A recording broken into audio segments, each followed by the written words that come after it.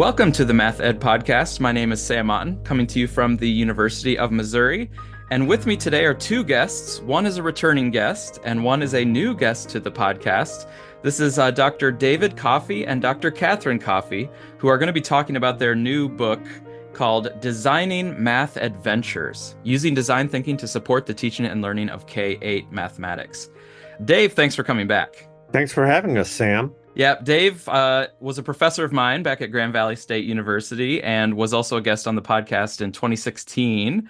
We talked about, I think, math ed blogs and podcasting and sort of talking about math ed in the online space, which I think, Dave, you're still doing in various ways. Yeah, I'm doing a lot less blogging, but John Golden, who was on that podcast with me, and I are also doing a couple of other podcasts, inspired by you. Like teaching like Ted Lasso is one of them.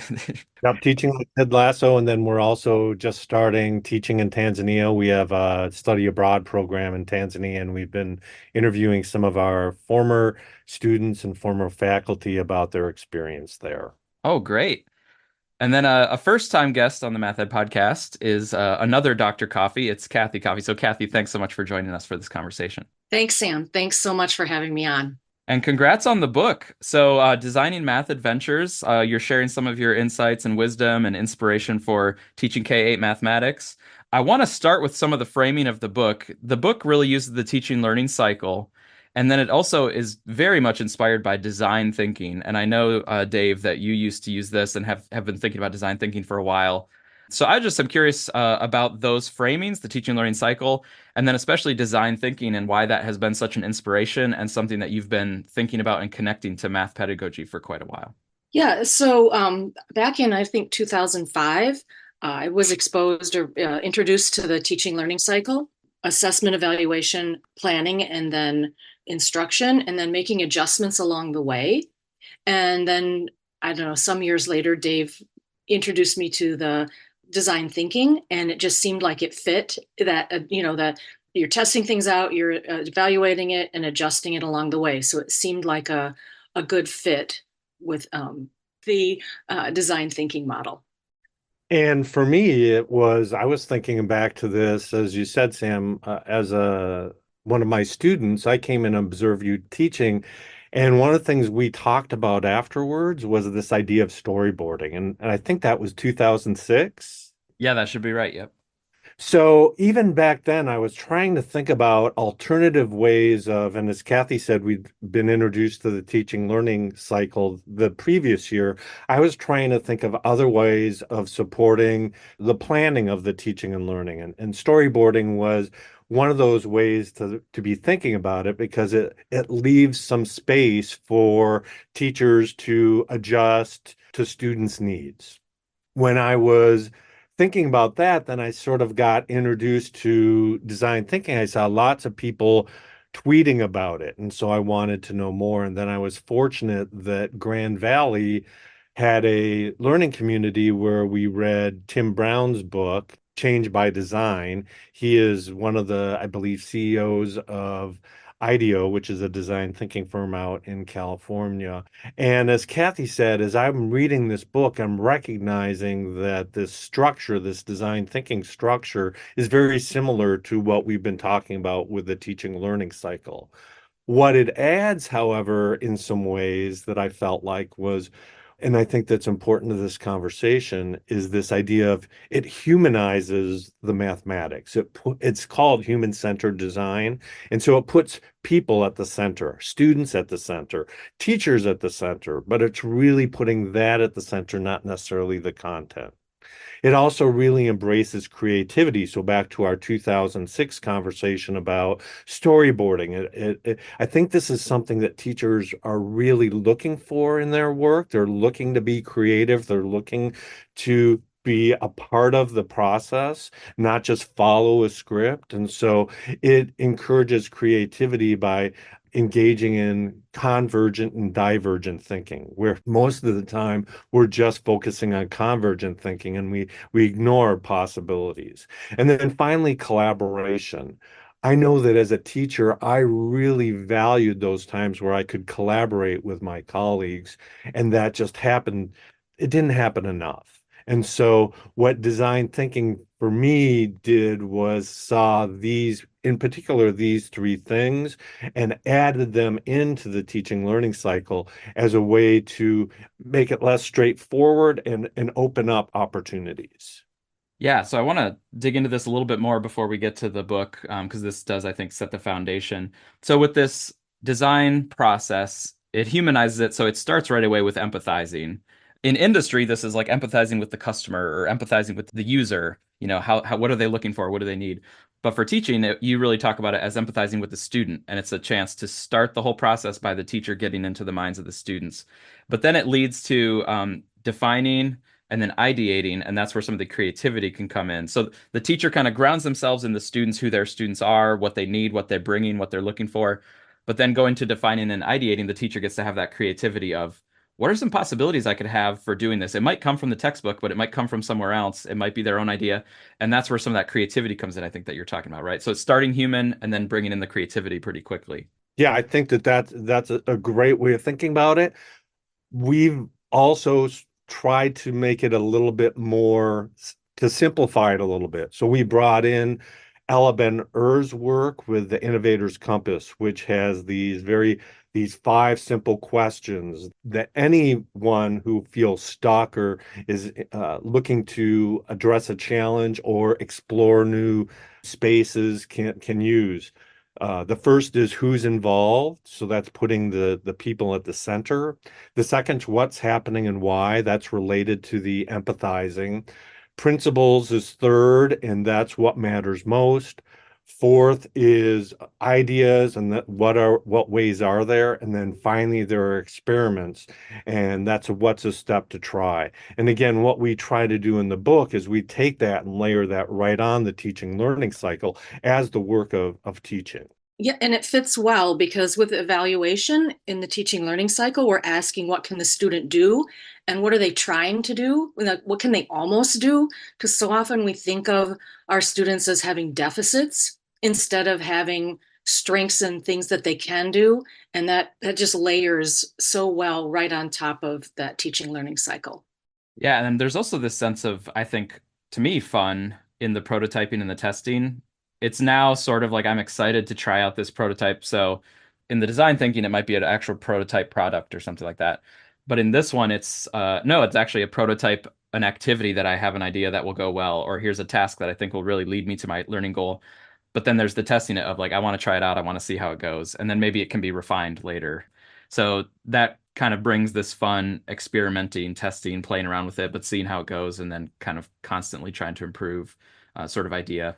So yeah, I think I see where your excitement came from of all these things kind of locking together, the teaching and learning, the design, and then some of those guiding questions.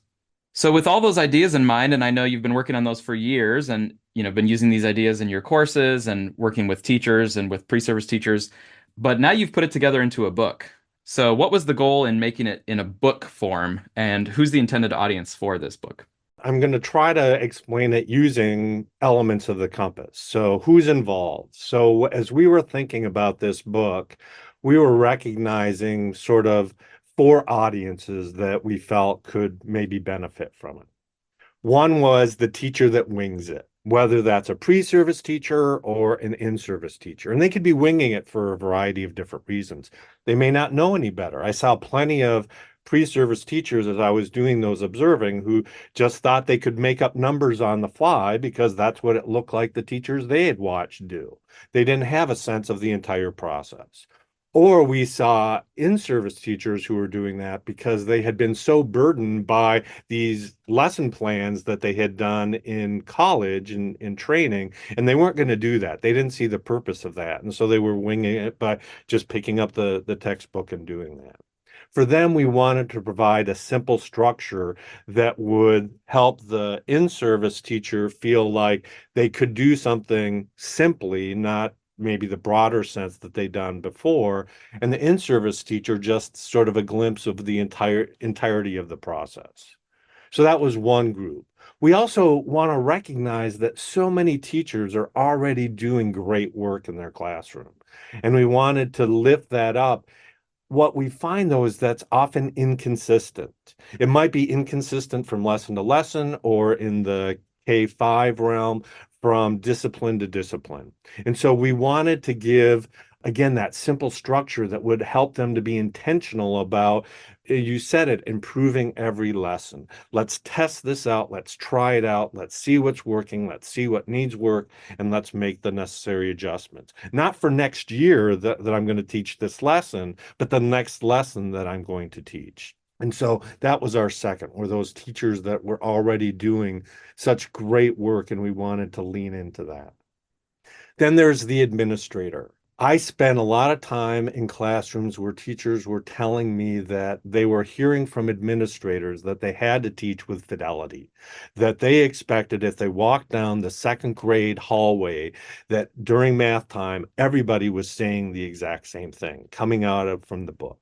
Now, both Kathy and I are educational researchers. We both worked with curricula that we believe in, and we understand that perspective. However, we also wanted to give the administrator another perspective. Again, that humanizing perspective that I loved how Kathy was put it, in terms of that recognizes sort of that brilliance that students bring into the classroom and the brilliance that teachers bring, their own strengths. And so we'd hope administrators could read this from that perspective. And then finally, teacher educators like yourself it's just one more tool then that they could put in their own toolbox or share with students, pre-service, in-service teachers, that they could put in their toolbox to, again, make that constant improvement of the teaching and learning of mathematics. All right, that sounds good. So I wonder if we could take a few minutes just to give us kind of a sample or a glimpse into the book. The chapters look really interesting, and you have the chapters arranged around some design questions that kind of motivate the chapter. But maybe you can just give us a taste or a sampling of some of the things that people might find in the book. Yeah, I'd like to highlight chapter 3 in the story of Alex to emphasize the idea that some teachers are already doing these things around a design plan, but they're not conscious of it, and so it's not named. And so that's sort of what happened to me with the story of Alex. It was a behavior issue rather than a teaching or a lesson issue. But my impact leader and I tried everything that we could think of, and we were, implementing plans, and they were backfiring spectacularly. And so Anne, my impact leader, sat down with Alex and said, what do you want? What would make you happier? What would make a difference? And this, little 6-year-old says, I want to be the janitor here. I want to work here. And it was so unexpected, but she went with it. And they figured out a way. He was incredibly motivated by it. So some people in design thinking might call that collaborating with, like, rather than just the design, working around it. But anyway, so she worked it out where a 5th grade teacher had a sweeper and an empty locker, and he wanted a badge with his name, like a work badge with his name on it. And we worked out a system where he could earn points or earn these little tickets. And as soon as he earned 5, then he had the opportunity to go down to the office and sweep and be the janitor. And it was great because I controlled how many tickets he had. And if I could see he didn't have enough, but I could see he was getting agitated, and I could award tickets and say, look, it looks like you have enough tickets. Do you want to go sweep? And then I'd call the office and they'd dump the paper punch, the holes, something, because there wasn't always something to be swept. He'd go down and he'd sweep, and he'd come back, and it took a while, but it worked beautifully. And I think I credit that to that we kept him at the center. I mean, prior to that, we were not. We were at the center, and we were trying to implement all these different behavior plans that just, like I said, failed spectacularly. Yeah, it was like, we have these good professional ideas. Why aren't they working? But it's sort of like you're coming with your ideas of what you think should work. Right. And neither of us would ever have guessed that he wanted to, feel productive and, really feel a part of the school. And then that seemed to be it. So I credit that, even though I didn't know at the time, we were we were testing things out, and finally found an experiment, if you will, that worked. And by the end of the year, he started the year sitting with his rear end in his locker with his coat over his head. He would bolt from the building and run into the woods behind the school. And it was terrible. And he kind of progressed from that to then, under the table. And then eventually, probably by maybe March, he was a full functioning member of the classroom. And we gradually, backed away. He still would go sweep, but he didn't need to do it as often. And we could use it as if it was becoming a pressure cooker where you could see he was getting agitated, we could implement that and he could go leave the classroom for a good reason, not like being sent to the office to go calm down or whatever, but then he'd go do his thing and come back. But he needed that much less frequently. Yeah, and that example shows too that this way of thinking, the design thinking principles or the framework that you've kind of set up, it can be very robust in a lot of different situations, not just teaching like certain math content. It can also be about how are you managing to include everybody in your classroom community or to include everybody in eventually in the math lessons, but by making them feel included. So yeah, that's a interesting example that really shows how broad these principles can be applied. Right. And speaking of that, I mean, nobody's learning math if the classroom's being disrupted.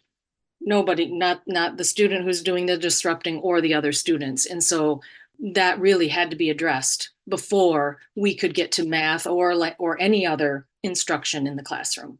The other thing that brings up, and it's in the next chapter, chapter 4, is this idea of radical collaboration. Kathy talked about this idea of designing with, not for students. And so in chapter 4, we talk about this. It just happened that I was teaching a course that had pre-service and in-service teachers in it. And it was a nice mix because pre-service brought this unbridled enthusiasm and the in-service teachers brought the bridle, right? They brought the reality of their situation.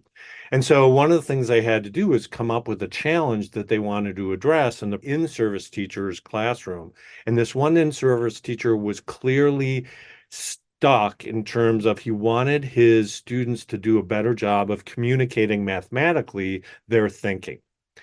And they were not having any of it. And so they went through that cycle and they tried to identify what's happening, why, what matters most. Well, communication for them mattered most. What were some ideas? They started coming up with all of these ideas. They tested it first with each other and with other classmates, so other groups, and then they keep going around. And finally, out of desperation, I believe it was one of the pre-service teachers said, well, what if you just gave them the answers? Because that seemed to be what they were worried about. And the teacher thought about it for a little bit and they said, why not? Right? Again, there's this enthusiasm about let's just test it out, right? It doesn't have to be perfect. And so they tested it out. They came to the next test, they gave the answers. The students were a little befuddled by it, but they wrote them down. And now the teacher said, now you have to show me how to do it. But that wasn't the end of it because it is a cycle. Then afterwards, he asked them for their reflections on it. And they talked about how they didn't like it because it was so much writing. Others said how much they did like it because they didn't have to worry about getting the right answer, so they could put more time and thought into the approach of how to get there. Some said they preferred the old method. He came up with some more information so that the next time he could make it better. But it's that radical collaboration, again, that brings in some of the creativity. And you and I love that word. All of us, I'm sure, love that word radical, right? Getting back to the root, right? Getting back right into the center. And that's the teaching and learning, the meaningful mathematics going on in classrooms. I get the sense that you had a good time writing this book. Is that true? Was it fun to put together? Well, it was interesting, and I mean, the process of it was we had someone who was interested in it. We wrote it, and the feedback that came back was not necessarily positive. It did make for a better book. Hmm. We reorganized it, but as we kept going on, it felt more and more like it was not something that I felt like I could use. Ultimately, this was a book I was hoping I could use in my classroom. And it got more and more that they wanted these things differently, and that wasn't the case. But yeah, I had a blast. Well, I had a blast in the first place doing the teaching because, like you were saying, so much of what I was doing myself was design thinking. And so it was great to be able to think about collaborating with my students, collaborating with my colleagues and things like that, and then experimenting. I wonder how this is going to work out. One of the key mindsets of design thinking is share, don't sell. I spent a lot of time as a teacher selling my lessons. You're going to need this because. And it was nice to instead say, what can I learn from this? What can you learn from this? Let's test things out. So yes, I had a blast. Yeah, it was fun too. The person who's the impact leader, she's a math recovery specialist, and she and I would meet period, like I don't know, 3 times a year over the years at math meetings and whatnot. And she's like, "We should write up this story." And so, and it's not a story. I don't even know if it would be article worthy, if it's long enough for an article, but it feels like it fits well in this chapter. So, it was fun for me to write up that chapter 3 and the story of Alex, which, by the way, the names are pseudonyms. Right, right. No, that's good. And I know the book's been out for just a little while, but what feedback have you received now that the book is finished? Or what feedback have you received from people while you were sharing these ideas, even before they were officially published into the book? Yeah, so that's a great question. Again, we felt like the book itself was following this design process, and we had lots of experiments along the way. I shared this with some colleagues and got some feedback, mostly about structure, things like that. Like I said, we had an editor at one point help us to reframe the idea of the organizing principles. It's organized around these mindsets before it was organized around the different steps in the process, and that plotted, and they were totally right to do that. But mostly, I was interested in, again, collaborating with my students. And so I gave them some early experiments and they gave me some feedback and then made adjustments on it. And again, just like any lesson, right? We kept what was working and we made adjustments to what wasn't. Those pre-service teachers talked about the power of application, that they loved the stories and how they fit, and they could see, again, that many of them had only spent time on the student side of the desk, and so they had a chance to see from the teacher side of the desk what was going on. They loved the fact that we were actually using it in the classroom. So this is again one of the things I was really surprised by was they would come back and say it feels like for the very first time we're being taught how to lesson plan, which I knew is ridiculous because they had all these other classes where they were taught to lesson plan. The difference was that in those other classes, it was very much around the structure of the lesson plan and not the structure of teaching. And they were seeing again that now the entirety of the teaching. And so we wanted to make sure that we held on to this idea of the application. They also love the simplicity of it. Again, they would talk about how in some of these other classes that they'd be writing pages of lesson plans. And again, I talked to them that has a purpose. You're making your thinking visible, just like in chapter 4, the teacher wanted the students, your teachers want you to make your thinking visible. But they love the fact that there was this simplicity, those 5 questions from the compass, that they were able to share their ideas with the peers, and that they actually even talked about transferring it to other disciplines, that they would go into their social studies class and start thinking about doing that work in there. And then finally, one of them actually is in the book, and so I'm going to read it. This was from kind of later on where we were talking about using the compass for reflection. And one of the participants, Bess, says this after we have gone through a compass coaching session.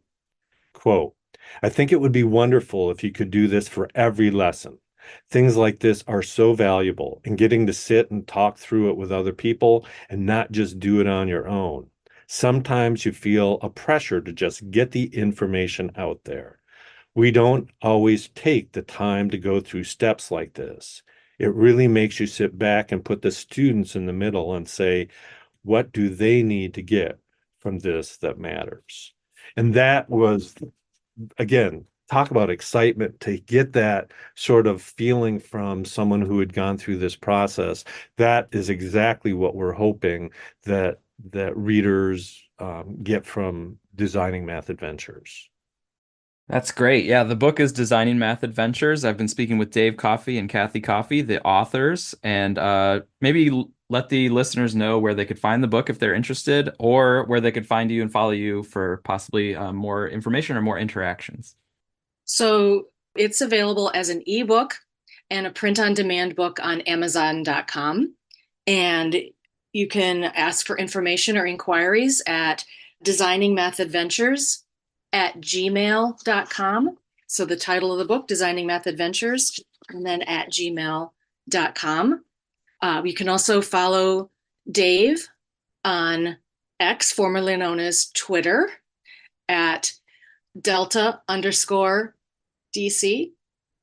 And I am also on X, formerly known as Twitter, as at Literacy Girl. But I don't tweet as much now that I'm retired. So I don't know that anybody be interested in that. But That's totally fair. I think one of the good things in retirement is there can be less Twitter X. But no, it's been great talking to you. Congratulations again on the book. I like to just ask a fun, more personal question before we go. And since, Dave's been on before, I thought I would just mix it up with a little bit of a different question now. We're into the summer season, which I know for a lot of people means reading. And, as authors, I'm sure you probably enjoy reading various things. So I was just going to ask, what do you enjoy reading that is not education? Well, we're reading or listening to an audiobook, Grandma Gatewood's Walk. We're about halfway through. It's inspiring and slightly disturbing. And I have several books. I have Killers of the Flower Moon and Lincoln Highway on my bedside table ready to start. So, Yeah, it's interesting with Grandma Gatewood's Walk is kind of following a genre that we've sort of stumbled into, and that's of people's travels and stories of their travels. We listened also to River of Doubt, which is about exploring a river I think it's Brazil. Teddy Roosevelt, when after he'd lost his last election, goes down there and barely makes it through. So, and then we also listened to River of the Gods, which is about the Nile. So it feels like we've kind of fallen into that. The other one that we tend to listen a lot to, in particular, are these. We listen because, like you, I grew up in the UP, and so we spend some time up there, and we're in the car a lot. So this is why we're talking about listening. We're also listen to a lot of autobiographies by musicians. So we listen to Dolly Parton's, we listen to Belinda Carlisle, Brandy Carlisle, not Belinda Carlisle. And then this is news to Kathy. I just got the Springsteen one downloaded, so we can listen to that on our next trip up north. well, good, because I have the book and I just have not been able to get into it. So sometimes it's easier to get into listening than to actually the reading. And that's cool. You can listen together, and kind of be in the same spot going through. It's nice. Some of the autobiographies that I've gotten into recently are comedian autobiographies, which are fun because you get that life story, you get some of these, background info that you didn't know about the person, but then they also usually have quite a funny take on it. So those have been enjoyable Have you too. listened to the Steve Martin one, Born Standing? Yeah. Yeah, I got that one. I also actually, I think, got that one as a gift for Andrew, who you know as well, my brother. And have you heard Tina Fey's? I can't remember. Bossy Pants. Yep. That was great. That was a good one as well. Yeah. Yeah, so John Golden and I also, I mean, this is sort of related to the whole creativity, really started thinking about improv as being an important part of teaching as well. So, which goes along with design thinking and the experimenting and trying things out. And so, Well, didn't you even have that in your book? The yes and. yes. The yes and is taken from improv and has been used into design thinking, where it's like you have to sort of take the idea and keep building on it. Don't poo-poo it or don't push Yeah, it which is aside. that divergent thinking as opposed to that. So, have you seen the Steve Martin documentary? No, I haven't seen that yet. Well, that's right. You don't have Apple. Sorry. No, I have to just poach off other people's Apple when I visit places. Apple Plus. It would be worth subscribing for 1 month to watch that and then Binge Ted Lasso and watch the Steve Martin documentary, and then, yep, sounds good. All right. Well, thanks so much for talking with me. This was a great conversation. Thanks so much. Thanks, Sam.